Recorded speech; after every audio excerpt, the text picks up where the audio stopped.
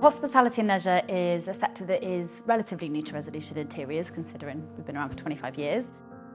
We started on this project in 2021. So much local interest in it, and just such a beautiful space at the end of it. It's just such a pleasure to see it finally realise and come to life. I think that really is the heart of what the Sherborne's all about. It's not only a fantastic kind of hospitality and leisure space, great visitor attraction, supporting the Dorset Visual Arts and the local arts community, but it's just a great thing for people in Sherborne or in Dorset or just the southwest to have on their doorstep. It sat here kind of unused for absolutely years. When Michael came along and wanted to do something with it, you were like, this is fantastic. It was a really lovely project as well because Michael's mother was really into the arts. So not only was that kind of a stipulation of the project that it had to support the local arts community, but it was something that was really close to his heart. To start with, it was very much about the retail space. Skillful designers can create a beautiful space, but it has to work and it has to offer a commercial investment or a return on investment and do what it's supposed to do. That's why they got filled in as a retail design expert to help them with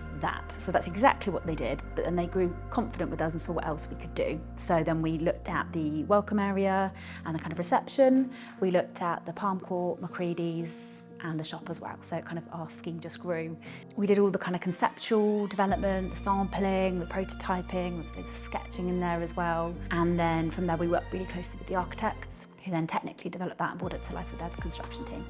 On this project, we're really fortunate to work so closely with somebody who was backing the project. So, Michael came along as the investor, had great ideas for the space, but also knew that there were people who were experts in their field. So he wasn't telling us how to design a retail space, but he absolutely wanted to bring his influence to it. There's things like in Macready's, some of the collection that are in there are actually his personal belongings.